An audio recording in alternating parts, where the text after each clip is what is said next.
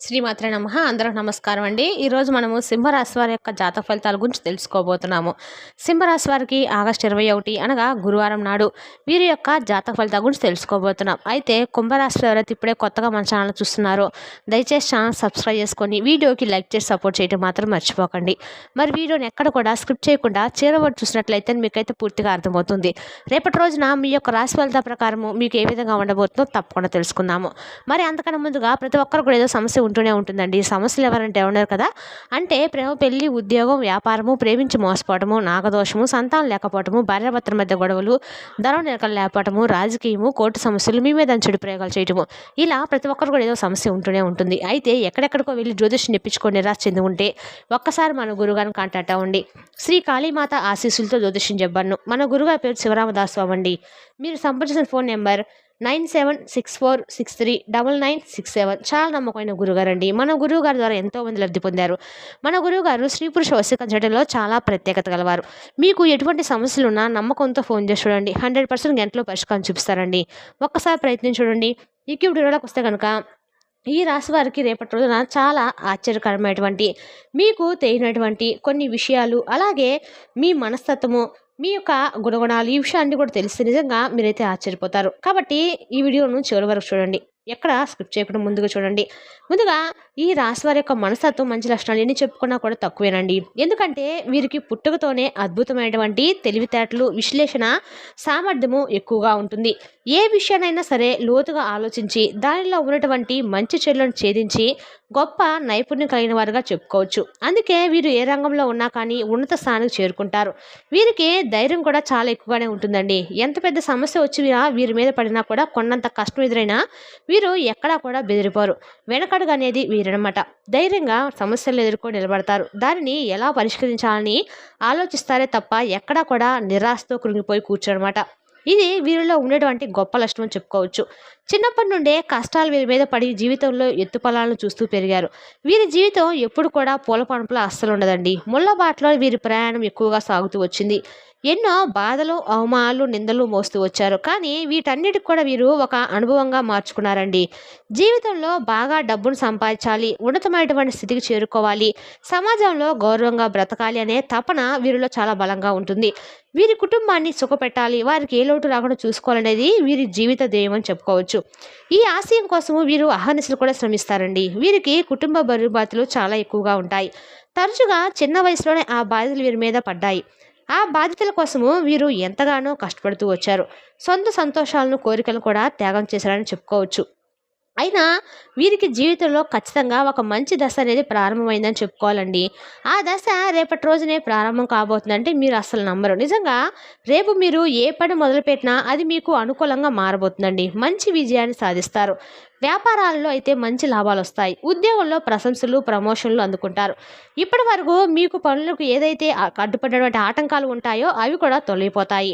ఆర్థిక పరంగా కూడా అద్భుతంగా మీకు డబ్బు అనేది బాగా కలిసి వస్తుందండి. మీ ఇంట్లో ఏ అవసరం కోసం అయితే మీరు బాధపడ్డారో ఆ అవసరాన్ని కూడా మీరు ఛేదిస్తారు. మీ జీవితంలో ఊహించినటువంటి సానుకూల మార్పులు రేపటి రోజు నుండి స్టార్ట్ అవుతాయి. మీరు అనుభవించినటువంటి కష్టాల నుండి కూడా మీకు విముక్తి లభిస్తుంది. మరి ఇవన్నీ జరగాలంటే మీరు ఒక చిన్న పని కూడా చేయాలండి. ఆ పని ఏంటనేది కూడా చెప్పుకుందాము. ఇక అలాగే రేపటి రోజున మీరు చిన్నప్పటి నుండి పడినటువంటి కష్టాలన్నిటికీ కూడా ఒక మంచి పరిష్కారాన్ని కూడా కనుగొనబోతున్నారు.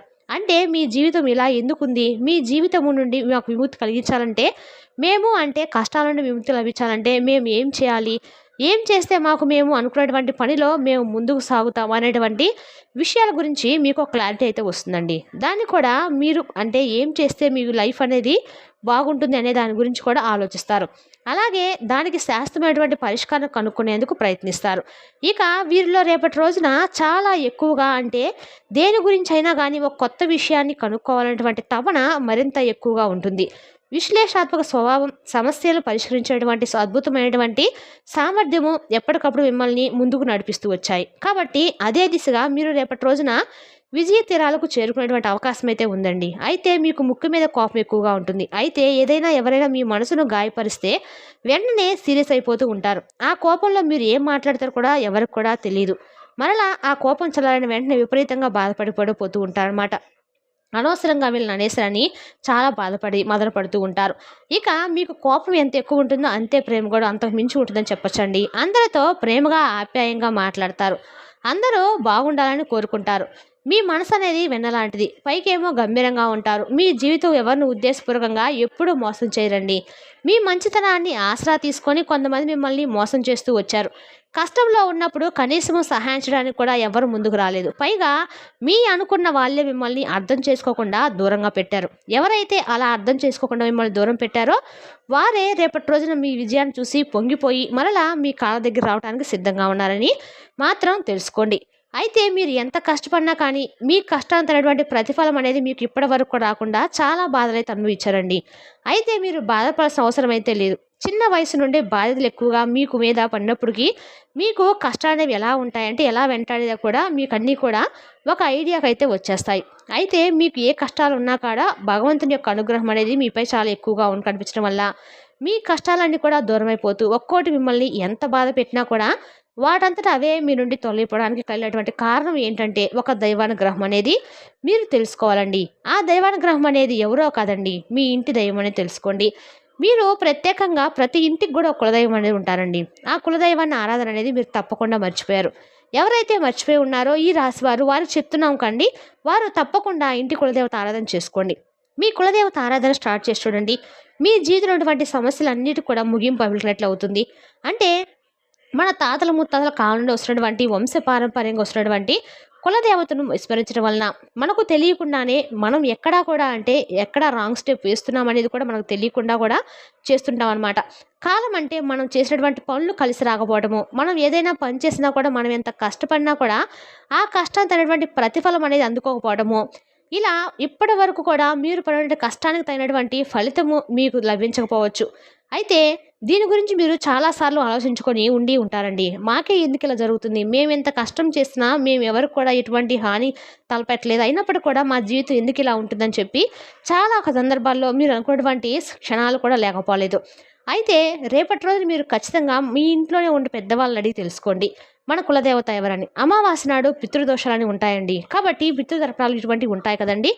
మన పెద్దలను మర్చిపోతేనే మనకు ఇటువంటివి పితృదోషాలు ఏర్పడినప్పుడు మన ఇంట్లో మన పెద్దల నాటి నుండి పూజించినటువంటి కులదైవాన్ని మర్చిపోతే మనకు ఏదో ఒక చిన్న చితక దోషాలు అనేవి ఏర్పడతాయి. కాబట్టి మనము తప్పకుండా మన పెద్దవాళ్ళు కానీ మన యొక్క పెద్దలు కానీ తెలుసుకొని మన ఇంటి దైవం ఎవరనేది తెలుసుకొని తప్పకుండా మనము ఇంటి దైవాన్ని పూజించినట్లయితే మీకు భవిష్యత్తు గురించి ఆలోచించేటువంటి అవసరం కూడా లేదండి. ఎందుకంటే మీరు ఎలా ఉంటుందా అని భవిష్యత్తు గురించి ఆందోళన చెందవలసినటువంటి అవసరం అయితే లేదు. మాకే ఎందుకు ఈ కష్టాలు వస్తున్నాయని చెప్పి బాధపడాల్సిన అవసరం కూడా లేదు. మీ ప్రతి కష్టం కూడా దానికై అదే తొలగిపోతుంది. మీకు ఒక కొత్త శాఖ మొదలవుతుంది అనేటువంటి ఒక సూచనలు కూడా మీకైతే కనిపిస్తాయన్నమాట. తద్వారా మీ జీవితం చాలా సంతోషభరితంగా ఆనందభరితంగా చేసుకోవచ్చు. మరి మీరు చేయవలసినటువంటి పని ఏమిటంటే తప్పకుండా మీరు మీ పెద్దలను సంప్రదించి మీ కులదేవత ఎవరనేది తెలుసుకొని కులదేవత ఆరాధన స్టార్ట్ చేసి చూడండి. తప్పకుండా మీకు ఏ లోటు అనేది ఉండదండి. అప్పుల బాధతో సతమతం అవుతున్నా, లేదంటే మీకు ఏదైనా పని జరగటం లేదని చెప్పి బాధపడుతున్నా, అటువంటి వాటన్నిటి కూడా మీకు మంచి విముక్తి అయితే లభిస్తుంది. ముఖ్యంగా డబ్బు పరంగా మీకు అద్భుతంగా బాగా కలిసి వస్తుంది. మీరు కళలో కూడా ఊహించడానికి ధనలాభాలు అయితే కలుగుతాయి. ఇక రేపటి రోజు చూసినట్లయితే కుటుంబ పరంగా చాలా సంతోషకరమైన వాతావరణము మీ ఇంట్లో ఏర్పడుతుంది. బంధుమిత్రులతో చక్కగా విందు వినోదాల్లో పాల్గొంటారండి. పాత స్నేహితులను కలుసుకుంటారు. అలాగే బయట ప్రయాణాలు కూడా చేస్తారు. ప్రయాణాల విషయంలో కొంచెం జాగ్రత్తగా ఉండండి. అలాగే దేవాలయ దర్శనాలు చేసుకుంటారు. ఇంట్లో చక్కగా చాలా ఆధ్యాత్మికపరమైనటువంటి విషయాల గురించి ప్రశంసించడము, మాట్లాడము ఇటువంటివి జరుగుతాయన్నమాట. అలాగే యోగా లాంటివి కూడా రేపటి రోజున చేయటం వలన మీ మనసులో ఉన్నటువంటి ఒత్తిళ్ళు ఏదైతే ఉంటుందో అది దూరం అవుతుంది. అలాగే ఒక టార్గెట్గా పెట్టుకున్నటువంటి ఒక పనిని రేపటి రోజున పూర్తి చేసేంత వరకు కంటి మీద కునుకు లేకుండా మీరు పనికి చాలా ఎక్కువగా ప్రాధాన్యత ఇవ్వబోతున్నారు. మీ లక్ష్య సాధనలో పూర్తిగా లీనమైపోతారు రేపటి రోజున. అలాగే రేపటి రోజున ఏదైనా ఒక ఖరీదైనటువంటి వస్తువును కూడా కొనుగోలు చేసేటువంటి అవకాశాలు కనిపిస్తున్నాయండి. అలాగే మీ యొక్క సంతానానికి సంబంధించినటువంటి విషయంలో కూడా మీరు ఏదైతే కొంచెం వారి వ్యవహారాల్లో కొన్ని విషయాల్లో తెలుసుకునేటువంటి విషయాలను కూడా తెలుసుకొని వారికి తగినటువంటి ప్రాధాన్యత ఇవ్వడం వలన వారు కూడా మా పేరెంట్స్ నుంచి మంచి ఒక సపోర్ట్ అనేది మాకు వచ్చిందనేటువంటి ఒక సంతోషాన్ని అయితే మీ ముందుకు ఎక్స్ప్రెస్ చేస్తారు. అలాగే వారు సాధించినటువంటి గొప్ప గొప్ప విజయాలను కూడా మీతో మాట్లాడడము, ఇలా వాళ్ళతో కొంచెం సేపు టైం స్పెండ్ చేయడం వల్ల మీ మనసులో ఉన్నటువంటి భారం అనేది కూడా తొలగిపోతుంది. అలాగే వారు ఒక గొప్ప లక్ష్యంపై దృష్టి సారించారనే విషయాన్ని కూడా మీరు తెలుసుకొని చాలా సంతోషిస్తారు. ఇక అలాగే అవసరమైతే మీరు చేసినటువంటి పనిని కాసేపు పక్కన పెట్టైనా కానీ కుటుంబంతో గడపడానికి ప్రాధాన్యత ఇవ్వండి. ఎందుకంటే మీకు ఎక్కువగా రేపటి రోజున కొన్ని విషయాల్లో ఒత్తిడికి లోనైనటువంటి సందర్భాలు కూడా ఎదుర్కోవచ్చు. కాబట్టి మీ మనసును కొంచెం రిలీఫ్‌గా ఉంచుకోవడానికి కుటుంబ సభ్యులతో మాట్లాడడము, చిన్న పిల్లలతో గడపడం వలన మీరు ఆ ఒత్తిడిని దూరం చేసుకోవచ్చు. అలాగే మీపై పగబట్టినటువంటి కొంతమంది వ్యక్తులు కూడా కొన్ని విషయాలు మిమ్మల్ని నలుగురు ముందు కూడా కించపరిచేలా మాట్లాడడము, మిమ్మల్ని అవమానానికి గురిచేసే విధంగా మాట్లాడడము లాంటివి జరుగుతాయి. కాబట్టి అటువంటి వ్యక్తులు ఎవరనేది కూడా మీకు బాగా తెలుసు. అంటే వారి ప్రవర్తన, వారి మాట తీరు, వారు ఎవరనేది మీ చుట్టుపక్కల ఉన్నవారు కావచ్చు, శ్రేయోభిలాషులు, బంధువర్గం ఇలా ఎవరైనా కాపు కాసుకొని ఉంటారు కదండీ! మనం ఎదుగుతున్నా, మనకు ఒక రూపాయి వస్తున్నా, మనం సంతోషంగా ఉంటున్నా కొంతమంది వ్యక్తులు కుళ్ళు, కుతంత్రాలతో రగిలిపోతూ ఉంటారు. మీకేమి ముక్కు పొడితనం మనకెందుకు శత్రువులు ఎక్కువగా మీరుగా కొని తెచ్చుకున్నవారు ఎక్కువగా ఉన్నారు. కాబట్టి ఎలాగైనా మీరు ఒక ఓర్వలే అంటే మీపై ఓర్వలేక మిమ్మల్ని తొక్కేయాలని చెప్పి చూస్తున్న వారు కూడా చాలా ఎక్కువ మంది ఉన్నారండి. అయితే మీరేం బాధపడాల్సిన అవసరం అయితే లేదు. మీకు దైవశక్తి అనేది తోడుగా కవచంలా కాపాడుతూ ఉంది. కాబట్టి ఎందుకంటే మీరు చేసినటువంటి ప్రయత్నం మీరు చేయాలి కదండీ! అటువంటి వ్యక్తులు కొంచెం దూరంగా ఉండండి. మీకు పగబట్టిన వ్యక్తులు కొంచెం దూరంగా విసిరి పారేయడానికి ప్రయత్నించండి. మరి తెలిసినా కానీ సింహరాశి వరకు జాతక ఫలితాలను తిరిగి రేపటి వీడియోలో మళ్ళీ కలుసుకుందాం. Thank you for watching.